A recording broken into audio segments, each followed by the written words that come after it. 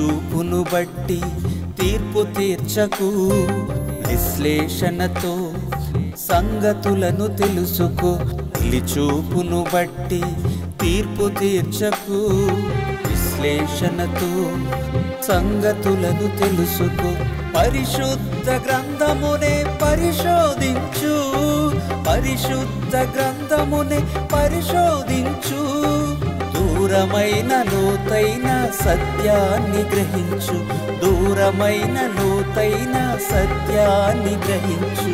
వాక్యాన్ని విశ్లేషించు, దైవ వాక్యాన్ని విశ్లేషించు, వాక్యాన్ని విశ్లేషించు, దైవ వాక్యాన్ని విశ్లేషించు. చూపును బట్టి తీర్పు తీర్చకు, విశ్లేషణతో సంగతులను తెలుసుకో. చూపును బట్టి తీర్పు తీర్చకు, విశ్లేషణతో సంగతులను తెలుసుకో. తక్కువ పెట్టుబడి ఎక్కువ లాభం. ఈరోజు మనుషులంతా ఆలోచన చేస్తున్నది, ఎదురు చూస్తున్నది ఇలాంటి వాటి కోసమే. తక్కువ సొమ్మును పెట్టుబడిగా పెట్టాలి, ఎక్కువ మొత్తాన్ని లాభంగా పొందాలి. అందుకే బ్యాంకుల చుట్టూ తిరుగుతూ ఉంటారు, పోస్ట్ ఆఫీసుల చుట్టూ తిరుగుతూ ఉంటారు. అలాగే కొంతమంది వడ్డీలకు రుణాన్ని ఇస్తూ ఉంటారు, మనుషులకు అప్పులు ఇస్తూ ఉంటారు ఎక్కువ వడ్డీ సంపాదించడానికి. ఏ విధంగానైనా సరే మన దగ్గర ఉన్నటువంటి కొంచెం మొత్తంతో ఎక్కువ లాభాన్ని సంపాదించాలనేటువంటి ఆలోచన అనేక మందిలో ఉంటుంది. ఏ వ్యాపారం అయితే కొద్ది రోజుల్లోనే నేను లక్షాధికారిని అవ్వగలిగే అవకాశం ఉంటుంది, కోటీశ్వరుణ్ణి అయిపోగలిగే అవకాశం ఉంటుంది అని మనుషులు వాకపు చేస్తూ ఉంటుంటారు. ఏ వ్యాపారంలో ఎక్కువ లాభం వస్తుంది అని మనుషులు ఆలోచిస్తూ అలాంటి వ్యాపారాలలోనికి వెళ్ళటానికి ఇష్టపడుతూ ఉంటారు. అలాగే ఈ మధ్యకాలంలో షేర్ మార్కెట్లో కూడా చాలామంది పెట్టుబడులు పెడుతున్నారు. అనేక మంది నష్టపోతున్నా కానీ కొందరు లాభపడుతున్నారు కనుక ఆ కొందరులో నేను కూడా ఉండాలనేటువంటి ఆసక్తితో, ఆశతో వారి దగ్గర ఉన్నటువంటి కొద్ది మొత్తాన్ని తీసుకుని వెళ్ళి షేర్ మార్కెట్లో పెడుతున్నారు. అంటే మనిషి యొక్క ఆలోచన విధానం ఎలా ఉంటుందంటే తక్కువ పెట్టుబడితో, తక్కువ శ్రమతో ఎక్కువ ఫలితాన్ని పొందాలి, ఎక్కువ లాభాన్ని పొందాలి అనే విధంగా మనిషి ఆలోచిస్తాడు. ప్రియులారా, పరిశుద్ధ గ్రంథంలో కూడా తక్కువ పెట్టుబడితో ఎక్కువ లాభాన్ని పొందేటువంటి ఒక అవకాశం ఉంది. లోకంలో మీరు బ్యాంకుల దగ్గరకు, పోస్ట్ ఆఫీసుల దగ్గరకు, లేకపోతే ఇంకా ఏవైనా కార్యాలయాల దగ్గరకు వెళ్ళి ఏవైనా స్కీములు ఉన్నాయేమో చెప్పమంటూ ఉంటారు. మా దగ్గర కొంత మొత్తం ఉంది, ఈ మొత్తాన్ని మీ దగ్గర దాచుకుంటే మాకు ఎంత ఇస్తారు, 2 ఏళ్ల తర్వాత, 3 ఏళ్ల తర్వాత, 5 ఏళ్ల తర్వాత, 10 ఏళ్ల తర్వాత అమ్మాయి చదువుకు ఉపయోగపడతాయి, లేకపోతే పెళ్ళికి ఉపయోగపడతాయి, లేకపోతే అబ్బాయికి చదువుకు ఉపయోగపడతాయి, లేకపోతే ఇంటి నిర్మాణానికి ఉపయోగపడతాయి. ఈ విధంగా ఆలోచన చేస్తూ ఎక్కడ మా సొమ్మును దాచుకుంటే అది తిరిగి ఎక్కువ ఫలితాన్ని తెచ్చిపెడుతుందని అనేక చోట్ల ఎంక్వైరీ చేసిన తర్వాత వారికి నచ్చిన చోట వారు పెట్టుబడులు పెడుతూ ఉంటారు. అయితే పరిశుద్ధ గ్రంథంలో ఒక చక్కని అవకాశం ఉంది. దేవుడు మీరు పెట్టినటువంటి పెట్టుబడికి మీరు ఊహించని స్థాయిలో ఫలితాలను అనుభవిస్తారు, మంచి మొత్తాన్ని మీరు మీ చేతులలో సంపాదించుకుంటారు అని దేవుడు తెలియజేస్తున్నాడు. కనుక ఈరోజు విశ్లేషణలో భాగంగా తక్కువ పెట్టుబడితో ఎక్కువ లాభాన్ని పరిశుద్ధ గ్రంథంలో దేవుడు చూపించే విధానం ద్వారా ఎలా పొందాలి అనేటువంటి విషయాన్ని మనమంతా నేర్చుకుందాం. విశ్లేషణ అనే కార్యక్రమానికి మీ అందరికీ స్వాగతమును తెలియజేస్తున్నాను. ప్రభునందు ప్రియులైన సహోదరి సహోదరులారా, దేవుడు మానవాళికి ఇచ్చినటువంటి ఒక గొప్ప అవకాశం ఏంటంటే మనుషులు దేవుని దగ్గర తక్కువ పెట్టుబడి పెట్టి దేవుని దగ్గర నుండి ఎక్కువ లాభాన్ని సంపాదించుకోవాలి. దేవుడు మనిషిని అడుగుతున్నది ఏమిటంటే చాలా కొద్ది మొత్తంలో అడుగుతున్నాడు. కానీ దేవుడు మనిషికి ఇచ్చేదేంటంటే ఎక్కువ మొత్తంలో ఇవ్వాలనుకుంటున్నాడు. అసలు దేవునికి మన దగ్గర నుండి కావలసినదేమిటి? దేవుడు మరలా తిరిగి మనకిచ్చేదేమిటి? ఈ విషయాన్ని పరిశుద్ధ గ్రంథంలో ఇప్పుడు మనం నేర్చుకుందాం. పరలోక రాజ్యమును గూర్చి ప్రభువు చెప్పినటువంటి ఒకానొక ఉపమానమును మనము దేవుని గ్రంథంలో చూడగలిగితే అక్కడ ప్రభువు తెలియజేసినటువంటి కొన్ని అద్భుతమైన మాటలు ఈ విషయమై మనకు జ్ఞానాన్ని నేర్పిస్తున్నాయి.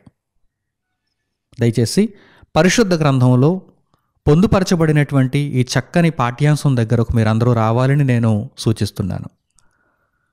మత్తయి సువార్త 25వ అధ్యాయంలో 2 పర్యాయములు ఈ మాటలు పొందుపరచబడ్డాయి. మత్తయి సువార్త 25వ అధ్యాయము 21వ వాక్యం మరియు 23వ వాక్యం. ఈ 2 వాక్యాలలో కూడా ఒకే విధమైనటువంటి అర్థాన్ని వచ్చేటువంటి మాటలను ప్రభువు ప్రయోగించారు. అయితే ఈ సందర్భం దేనిని గూర్చి అనగానే మీలో చాలామందికి ఈ సందర్భం సుపరిచితమే. ప్రభువు పరలోక రాజ్యమును గూర్చి ఉపమాన రీతిగా తెలియజేస్తున్నప్పుడు ఆయన చెప్పినటువంటి సందర్భాలలో తలాంతులను గూర్చి లేక మినాలను గూర్చి ఆయన చెప్పినటువంటి సందర్భం ఒకటి.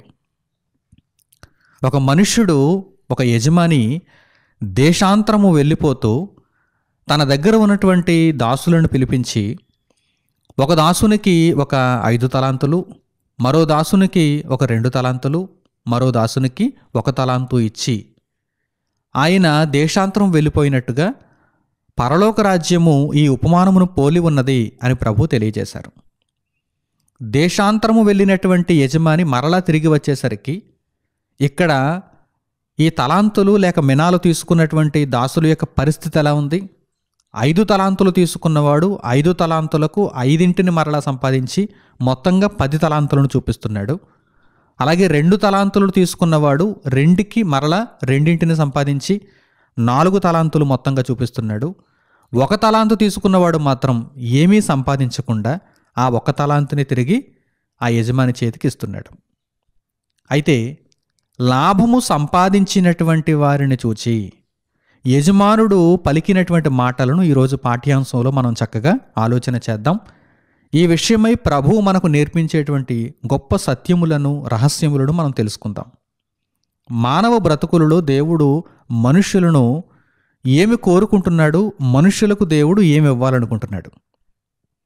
ఒక్కసారి పరిశుద్ధ గ్రంథంలో ఈ మాటలను మీరు చూడండి. మత్తయి సువార్త 25వ అధ్యాయము 21వ వచనం అలాగే 23వ వచనం కూడా చూడండి. మత్తయి సువార్త 25వ అధ్యాయము 21వ వాక్యం 23వ వాక్యం.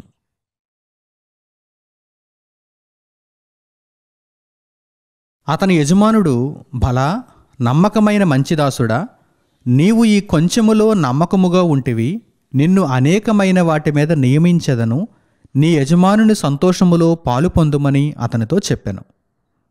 అలాగే 23వ వాక్యం కూడా, అతని యజమానుడు, భలా నమ్మకమైన మంచిదాసుడా, నీవు ఈ కొంచెములో నమ్మకముగా ఉంటివి, నిన్ను అనేకమైన వాటి మీద నియమించెదను, నీ యజమానుని సంతోషములో పాలు పొందుమని అతనితో చెప్పెను.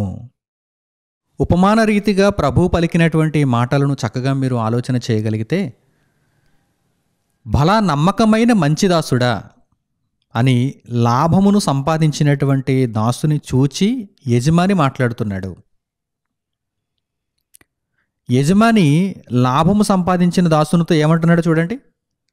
నీవు కొంచెములో నమ్మకముగా ఉంటివి. నీవు ఎంతలో నమ్మకంగా ఉన్నావు? కొంచెములో నమ్మకంగా ఉన్నావు. అయితే నిన్ను కొంచెము వాటి మీదే నియమించను. దీని ఫలితం ఎలా ఉంటుంది? నేను నీకు ఇవ్వబోయేటువంటి ప్రతిఫలం ఎలా ఉంటుంది?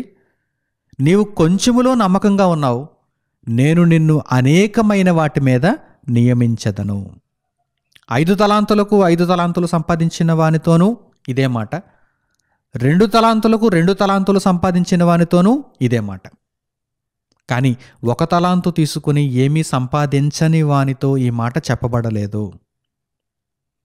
ప్రియులారా, దేవుడు మనకు అనుగ్రహించినటువంటి ఈ జీవితం ఒక 70 ఏళ్ళు లేక 80 ఏళ్ళు సగటు జీవితకాలం. ఇది అందరూ 70 లేక 80 జీవిస్తారని కాదు, సగటు జీవితకాలం. ఇంచుమించుగా దాదాపుగా 70 లేక 80 ఏళ్ల మానవ ఆయుష్కాలాన్ని కలిగి ఆ జీవితంలోనికి మనం అందరం వచ్చాం.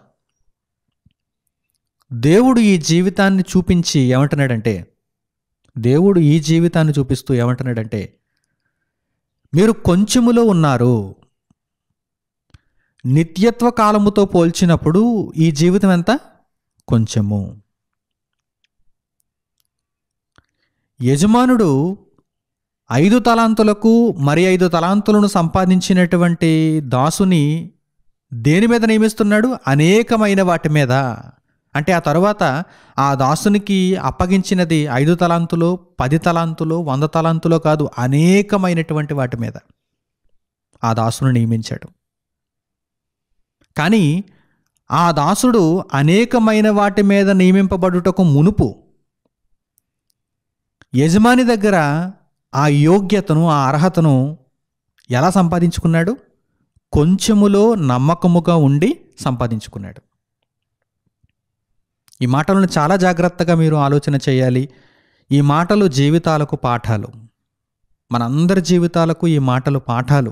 పరలోక రాజ్యపు ఉపమానంలో భాగంగా చెప్పబడినటువంటి అమూల్యమైన మాటలు. మీరు కొంచెములో నమ్మకముగా ఉండండి. మానవ జీవిత కాలంలో దేవునికి కావలసింది నమ్మకత్వం. ఎంతలో? 5లో నమ్మకంగా ఉన్నవాడు ఉన్నాడు, 2లో నమ్మకమైన వాడు ఉన్నాడు. 5 తలాంతులు ఇచ్చినప్పుడు 5 తలాంతుల పట్ల నమ్మకంగా ఉన్నవాడు ఉన్నాడు.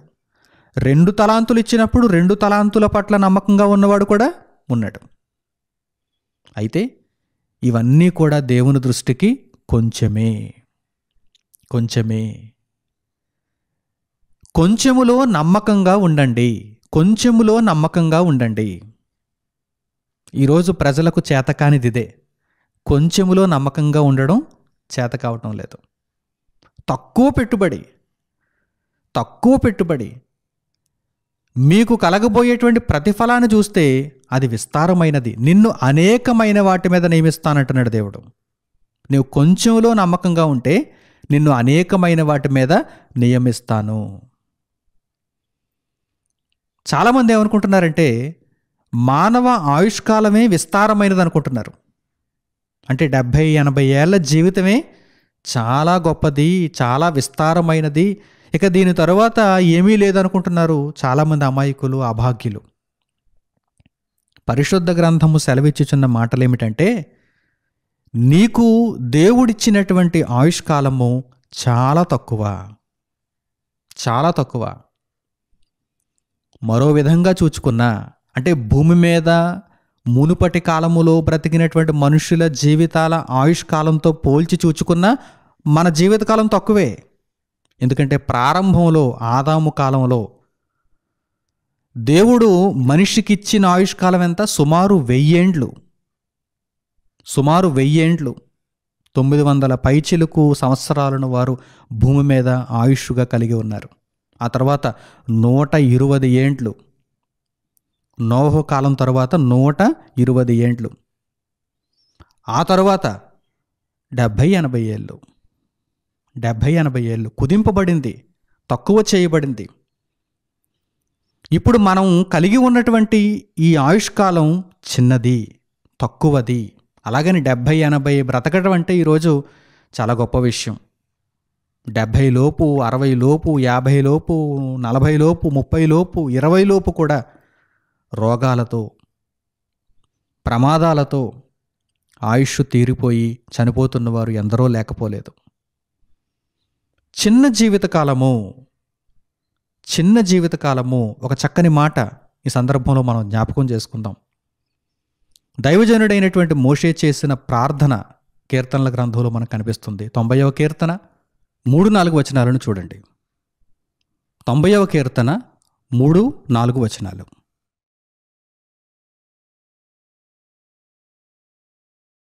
నీవు మనుష్యులను మంటికి మార్చుచున్నావు, నరులారా తిరిగి రండని నీవు సెలవిచ్చుచున్నావు. నీ దృష్టికి 1000 సంవత్సరములు గతించిన నిన్నటి వలెనున్నవి, రాత్రి అందలి ఒక జాము వలెనున్నవి.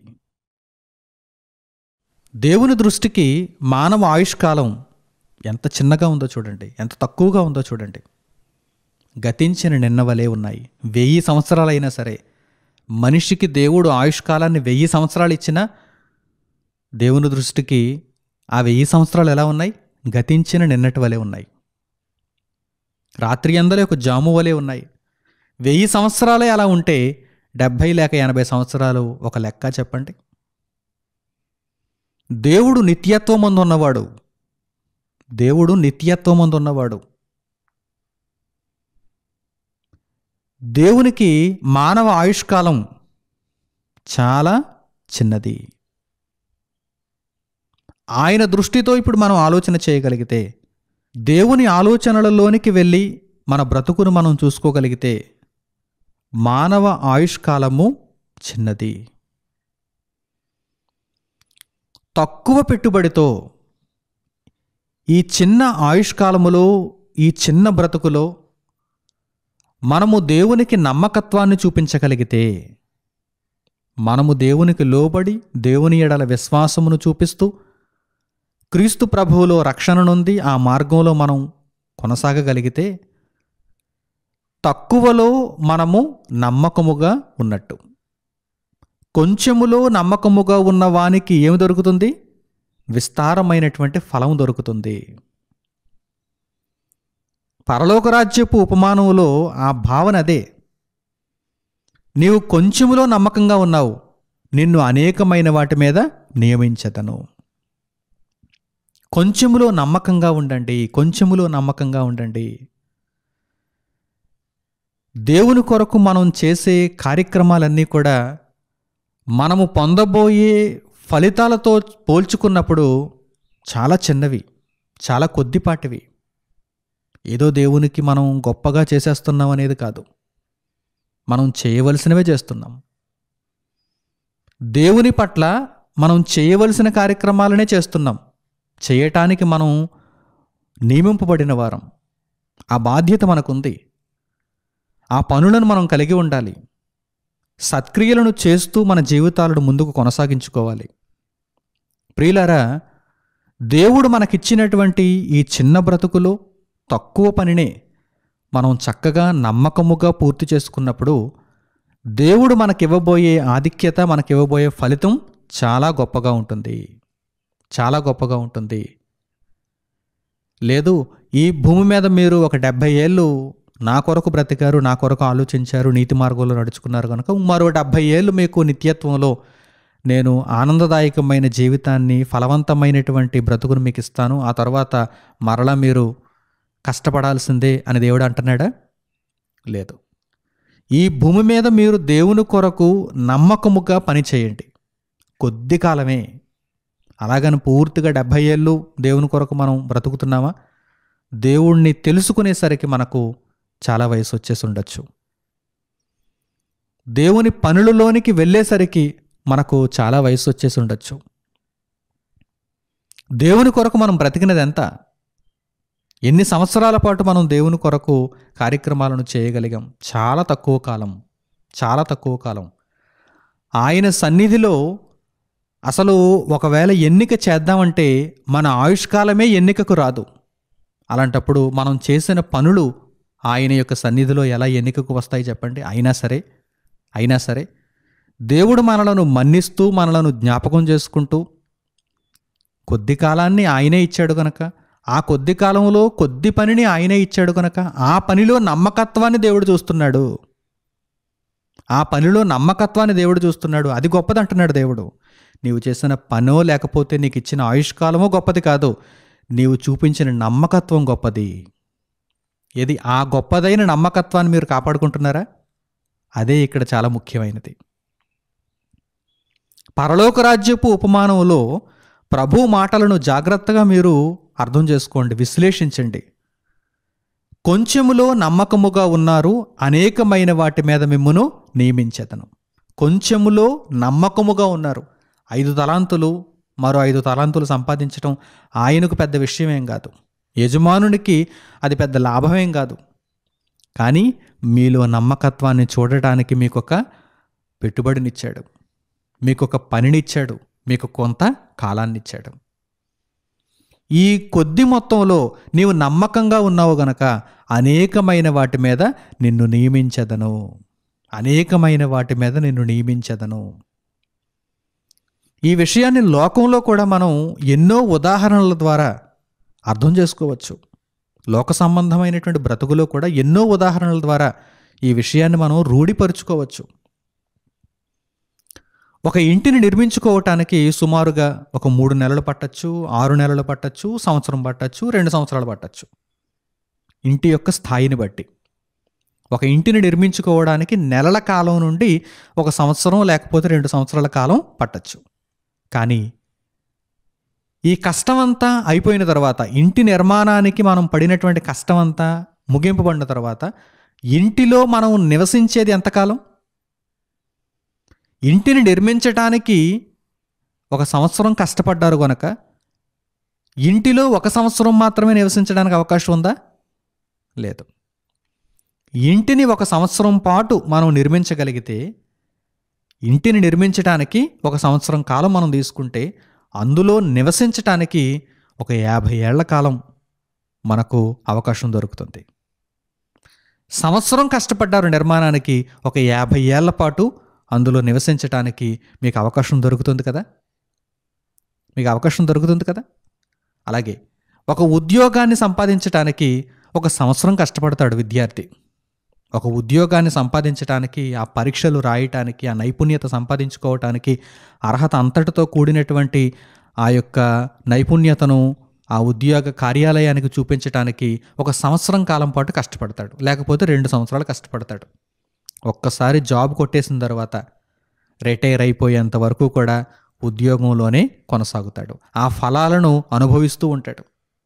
ఉద్యోగం పొందటానికి నీవు 6 నెలలు కష్టపడ్డావు, ఉద్యోగం పొందటానికి నీవు సంవత్సరం కష్టపడ్డావు, ఉద్యోగం పొందటానికి నీవు 2 సంవత్సరాలు కష్టపడ్డావు కనుక దాని ఫలితం కూడా 6 నెలలు, సంవత్సరం, 2 సంవత్సరాలు మట్టుకు మాత్రమే ఉందా?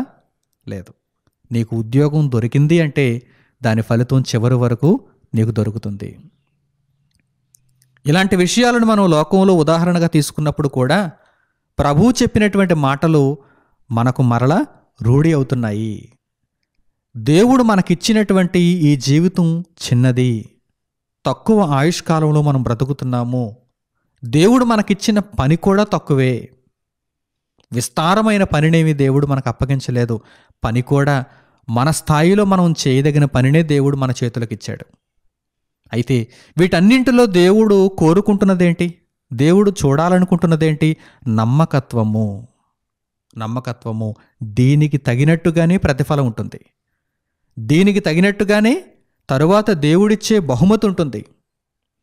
ప్రియులారా, 5 తలాంతులు తీసుకున్నవాడు సరే, 2 తలాంతులు తీసుకున్నవాడు సరే, వీరిద్దరూ కూడా తక్కువ మొత్తంలో కొద్ది వాటిలో నమ్మకంగా ఉన్నారు గనక వీరికి అనేకమైనటువంటి ఈవులు ఇవ్వబడ్డాయి, అనేకమైన వాటి మీద వీరు నియమింపబడ్డారు.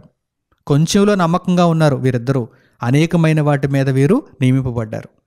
మరి 1 తలాంతు తీసుకున్నవాడి యొక్క పరిస్థితి ఏంటి? 1 తలాంతు తీసుకున్నవాడు దానిని పాతిపెట్టాడు. ఆ తర్వాత యజమాని కొంతకాలానికి వచ్చాడు కదా, దేశాంతరము వెళ్ళినటువంటి యజమాని మరల తిరిగి వచ్చాడు కదా, పాతిపెట్టినటువంటి తలాంతును తిరిగి యథావిధిగా అప్పగించాడు. అప్పుడు యజమాని ఏమంటున్నాడు?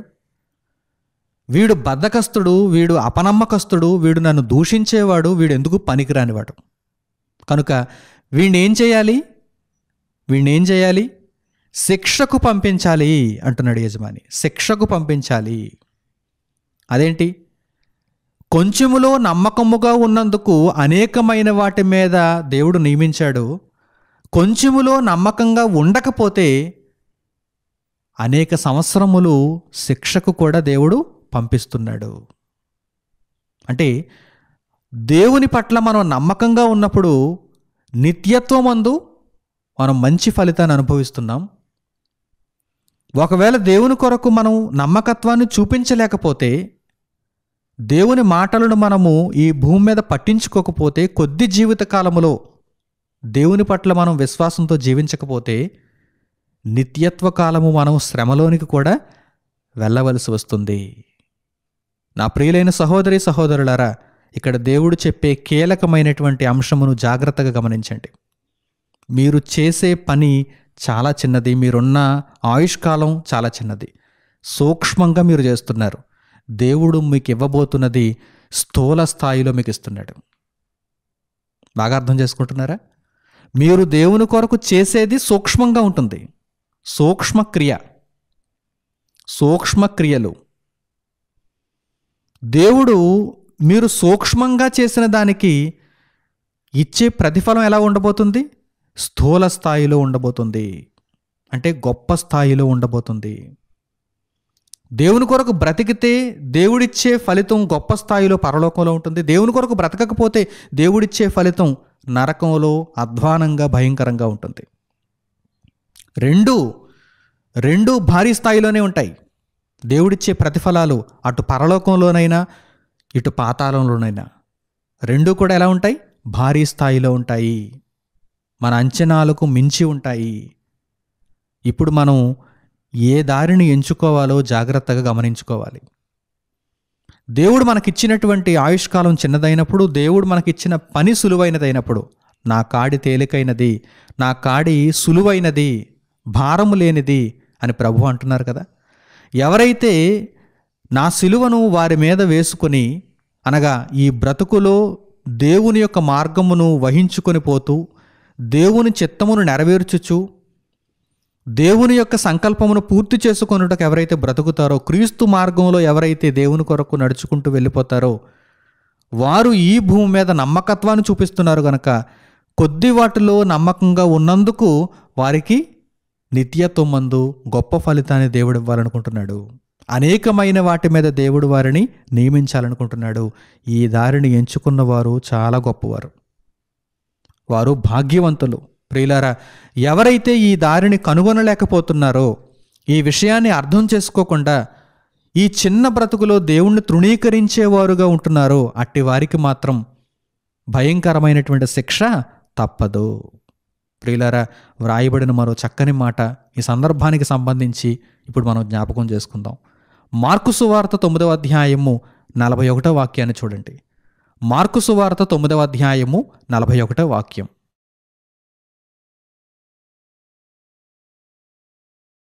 మీరు క్రీస్తువారని నా పేరిట మీకు గిన్నెడు నీళ్లు త్రాగనిచ్చేవాడు తనకు రావలసిన ఫలము పోగొట్టుకొనడని మీతో నిశ్చయముగా చెప్పుచున్నాను. ఈ మాటను మీరు చదువుతున్నప్పుడు చక్కగా మీరు అర్థం చేసుకోవాలి. దేవుడు మనిషికి ఇచ్చే ప్రతిఫలాలు ఎంత గొప్పగా ఉంటాయో. దేవుడు మనిషి దగ్గర ఏం కోరుకుంటున్నాడు? దేవుడు మనిషి దగ్గర ఏం కోరుకుంటున్నాడు? చూడండి అక్కడ ఏమని రాయబడిందో. మీరు క్రీస్తువారని నా పేరిట మీకు గిన్నెడు నీళ్ళిస్తే చాలు. గిన్నెడు నీళ్లు మీకు ఇస్తే, క్రీస్తు పేరిట ఇదిగో దేవుని కొరకు బ్రతుకుతున్నావు, సువార్త కార్యక్రమాలలో నీవు ముందుకు వెళ్తున్నావు, ఇదిగో దేవుని చిత్తమును నెరవేర్చడం కోసం దేవుని యొక్క సేవార్థమై ఇదిగో గిన్నెడు చన్నీళ్ళు ఎవరైనా మీకు ఇస్తే వారు తమ ఫలము పోగొట్టుకొనరు. గిన్నెడు నీళ్లకు ప్రతిఫలం ఉందా? గిన్నెడు నీళ్లకు ప్రతిఫలం ఉందా? అవును, ఉంది. ఇది వ్రాయబడిన మాట, దైవ గ్రంథంలో వ్రాయబడిన మాట. గిన్నెడు నీళ్లకు ప్రతిఫలం ఉంది. క్రీస్తు పేరిట ప్రభువైన యేసుక్రీస్తు పేరిట గిన్నెడు నీళ్లు త్రాగనిచ్చువానికి నేను గొప్ప ప్రతిఫలాన్ని ఇవ్వబోతున్నానంటున్నాడు దేవుడు. గిన్నెడు నీళ్లకే ప్రతిఫలం ఉంది అంటే మీరు దేవుని కొరకు చేసే ప్రతి కార్యక్రమానికి ఎంత మంచి ప్రతిఫలాన్ని పొందుతారో ఒక్కసారి మీరు ఆలోచన చేయండి. తరతరములు యుగయుగములు దేవుని యొక్క లోకములో నిత్యత్వం మందు మీరు ప్రవేశపెట్టబడి దేవుని చేత సన్మానింపబడుతూ దేవుని చేత ఘనపరచబడుతూ ఆ సింహాసనమును పొంది మీరు అనేకమైన వాటి మీద నియమింపబడాలి అంటే కొంచెములో నమ్మకంగా ఉండండి. కొంచెములో నమ్మకంగా ఉండండి. ఇక్కడ దేవుడు మీరిచ్చిన వాటితో ఏదో సంపాదించుకుందామని కాదు, లేకపోతే ఎవరినో ధనవంతులుగా చేద్దామని కాదు, మీలో నమ్మకత్వాన్ని చూద్దామనే. మనందరిలో దేవుడు నమ్మకత్వాన్ని కనుగొనటానికి మాత్రమే ఈ మాటలు చెబుతున్నాడు తప్ప గిన్నెడు నీళ్లతో ఎవరికి ఏం ఒరుగుతుందో చెప్పండి. గిన్నెడు నీళ్లతో ఎవరికి ఏం ఒరుగుతుందో చెప్పండి. అలాగని దేవుడు అందరికీ గిన్నెడు నీళ్ళు ఇమ్మని చెప్పడం కాదు. గిన్నెడు నీళ్ళు ఇస్తేనే నీవు నీ ఫలమును పోగొట్టుకొనవు. గిన్నెడు నీళ్ళు ఇస్తేనే నీవు ఫలాన్ని పొందుతావు. మరి అలాంటప్పుడు దేవుని కొరకు నీవు ఎలా ఆలోచన చేయాలి? దేవుడు నీకిచ్చినటువంటి చిన్న బ్రతుకులో, దేవుడు నీకిచ్చిన ఈ తక్కువ ఆయుష్కాలంలో ఈ చిన్న అవకాశాన్ని గొప్పగా నీవు వినియోగించుకోవాలి. చిన్న అవకాశాన్ని గొప్పగా నీవు వినియోగించుకోవాలి. నమ్మకత్వాన్ని చూపించాలి. అప్పుడు నీకు కలిగే ప్రతిఫలం ఎలా ఉంటుంది? ఆయన నీకిచ్చే ప్రతిఫలం ఎలా ఉంటుంది? అంచనాలకు అందదు, నీ అంచనాలకు అందదు. కనుక కొంచెములో నమ్మకంగా ఉండటానికి మీ జీవితకాలం అంతా మీరు ప్రయత్నం చేయాలి. కొంచెములో నమ్మకంగా ఉండడానికి మీరు ప్రయత్నం చేయాలి. కొంచెములో నమ్మకంగా ఖచ్చితంగా ఉండి తీరాలి. అలా ఉన్నవారికి మాత్రమే నిత్యత్వమందు గొప్ప ఫలం దక్కుతుంది. ఒకవేళ కొంచెంలో నమ్మకంగా ఉండకపోతే దేవుడు విడిచిపెట్టేస్తాడులే అనుకోకండి. నిత్య నరకము కూడా సిద్ధపరచబడింది. కొంచెములో నమ్మకంగా ఉన్నవారికి పరలోకం, నిత్య జీవం. కొంచెములో నమ్మకంగా ఉండని వారికి నిత్య నరకం. మధ్యలో ఇంకే మార్గం లేదు. అయితే అటు లేదా ఇటు. అందుకే రాయబడిన ఈ మాటను కూడా చూడండి. మత్తయి సువార్త 25వ అధ్యాయము 46వ వాక్యం. మత్తయి సువార్త 25వ అధ్యాయము 46వ వాక్యాన్ని చూడండి.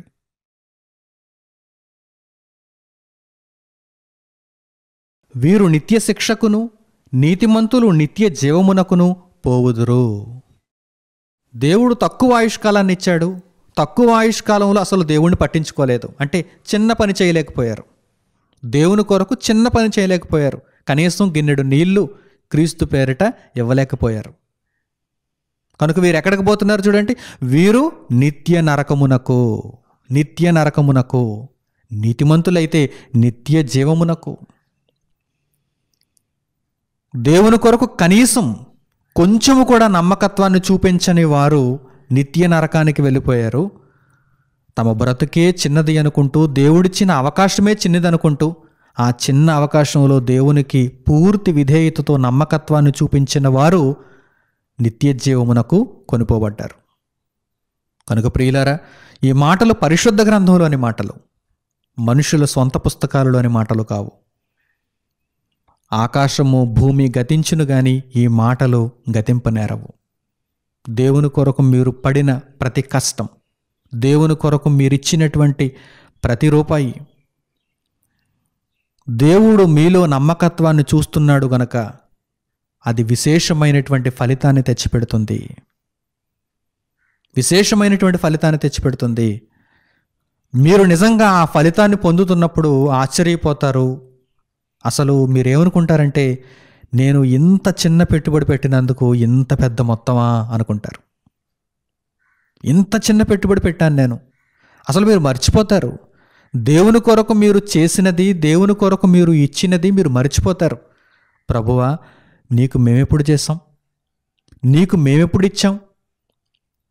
అసలు మా జీవితకాలమే చిన్నది. నీ కొరకు అంత విశేషంగా మేము ఇచ్చినదేది? నీ కొరకు అంత విశేషంగా మేము బ్రతికినదేది అని మీరు మర్చిపోయినా కానీ దేవుడు మాత్రం ఆయన మర్చిపోడు కదా. ఆయన ప్రతిదానిని జ్ఞాపకం చేస్తూ, ఇదిగో మీరు విస్తారమైనటువంటి ఫలమును అనుభవించటానికి నిర్ణయింపబడ్డారు, నిత్య జీవానికి మీరు పాత్రులు, అనేకమైన వాటి మీద మిమ్మను నియమిస్తున్నాను అని దేవుడు తప్పనిసరిగా తెలియజేస్తాడు. కనుక ఈ రహస్యం మీకు అర్థమైతే, లోకమందు ఏదో పోస్ట్ ఆఫీస్లో ఒక స్కీమ్ ఉందని, బ్యాంకులో ఒక స్కీమ్ ఉందని ఎప్పుడైనా ఎవరి ద్వారానైనా తెలిసినప్పుడు మీరు పరుగు పరుగున వెళ్ళి ఉన్న కాస్త మొత్తాన్ని ఆ పోస్ట్ ఆఫీస్లోనూ లేకపోతే బ్యాంకులోనూ పెట్టి మీరు చాలా ఆనందిస్తారు. నాకు ఈ విషయం తెలిసింది, ఈ స్కీమ్ గురించి తెలిసింది, నేను పెట్టుబడి పెట్టాను, ఇప్పుడు మంచి ఫలితం నాకు వస్తుంది అని మీరు చాలా ఆనందపడిపోతూ ఉంటారు. అన్నింటికంటే ఉత్తమమైనటువంటి స్కీమ్ అండి అది. గిన్నెడు నీళ్ళు ఇస్తేనే మీరు ఫలం పోగొట్టుకోరు. మినిమం డిపాజిట్ ఎంత? మినిమం డిపాజిట్ ఎంతో చూడండి. గిన్నెడు నీళ్లు క్రీస్తు పేరిట అగ్నిలో నుండి అనేక ఆత్మలు రక్షింపబడు నిమిత్తము మీరు చేసినటువంటి ప్రతి సేవ, మీరు ఇచ్చినటువంటి ప్రతి పైకము తప్పనిసరిగా పరలోకమందు లెక్కలలో ఉంటుంది. కనుక మీ జీవితకాలమంతా కూడా ప్రభువు నిమిత్తం మీరు బ్రతుకుతూ ఉన్న ఆయుష్కాలములో, మనం బ్రతికేటువంటి మిగిలిన దినాలలో దేవుని చిత్తమును నెరవేర్చుటకే బ్రతకండి. దేవుని ఆశను పరిపూర్ణం చేయుటకు బ్రతకండి. కొంచెములో నమ్మకముగా ఉండుటకు నిత్యము అదే విధానంలో ఉండండి. తప్పనిసరిగా దేవుడు మనలందరినీ జ్ఞాపకం చేసుకుని నిత్యత్వమందు, పరలోకమందు అనేకమైన వాటి మీద దేవుడు మనకు అధికారాన్ని ఇస్తాడు. చక్కని ఆలోచనతో ఈ విశ్లేషణను స్వీకరించి ప్రభువు నిమిత్తమైనటువంటి మీ జీవితాలను దేవుని మార్గంలో ముందు కొనసాగించుకోవాలని హృదయపూర్వకంగా నేను మిమ్మల్ని అందరినీ కోరుకుంటూ ఈ వాక్య భాగమును నేను ఇంతటితో ముగిస్తున్నాను.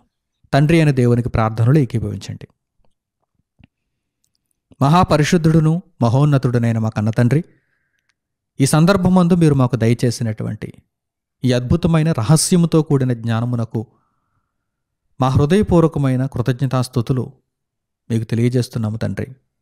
నాయనా, ఈ మాటలను విన్న తరువాత మా బ్రతుకులను తండ్రి సంపూర్ణముగా మీకు సమర్పించుకుంటూ కొంచెములో నమ్మకముగా ఉండుట ఎంత ప్రాముఖ్యమో తెలుసుకున్నాము గనక జీవితకాలమంతయు మీకు లోబడి నమ్మకముగా తండ్రి మా యొక్క బ్రతుకునంతటినీ మీకు సమర్పించుకొనగలుగుటయందు మాకు జ్ఞాననేత్రములు వెలిగించి సహాయము చేయండి తండ్రి. లోకమందున్నటువంటి మిగిలిన మనుషుల వలె కాకుండా కేవలము పరిశుద్ధ గ్రంథమందు వ్రాయబడినటువంటి మాటల ప్రకారము పోయేటువంటి జీవితాలను మాకు దయచేయండి. ఈ మాటలు విన్న ప్రతి ఒక్కరిలో మేల్కొలుపు వచ్చి తండ్రి, ఇక మీదట వాక్యానుసారమైన బ్రతుకులను కలిగిన వారై నిత్యత్వమందు మీరివ్వబోయేటువంటి గొప్ప ఫలితాన్ని అందుకొనుటకు సిద్ధపడువారుగా ఉండగలుగుటకు సహాయము చేయమని మిమ్మల్ని కోరుకుంటూ మా ప్రార్థన విన్నపములను మా ప్రభువును రక్షకుడునైన యేసుక్రీస్తు వారి పేరిట మిమ్మల్ని అడుగుచున్నాము తండ్రి. ఆమెన్. మన తండ్రి అయిన దేవుని ప్రేమ, మన రక్షకుడైన యేసుక్రీస్తు వారి కృప, పరిశుద్ధాత్మని అన్యోన్య సహవాసము మనందరికీ సదాకాలము తోడై నడిపించునుగాక. ఆమెన్.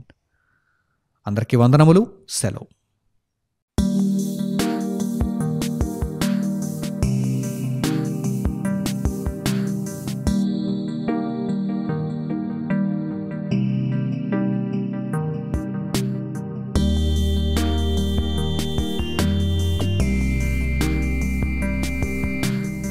సహోదరులు మణికుమార్ గారు ప్రసంగించిన ఎన్నో ఆత్మ సంబంధమైన సంగతులను ఉచితంగా వీక్షించుటకు మా యూట్యూబ్ ఛానల్స్ను తప్పక దర్శించండి. మా సమాచారమును ఎప్పటికప్పుడు తెలుసుకొని ఆత్మీయ అభివృద్ధిని అందవలనంటే మా యూట్యూబ్ ఛానల్స్ను సబ్స్క్రైబ్ చేసుకోండి. సత్వర నోటిఫికేషన్ కొరకు సబ్స్క్రైబ్ బటన్ ప్రక్కన ఉన్న బెల్ సింబల్ను క్లిక్ చేయండి. మరిన్ని వివరాలకు మీరు సంప్రదించవలసిన మా ఫోన్ నంబర్స్ 8978414178 మరియు 8333927666. ధన్యవాదములు.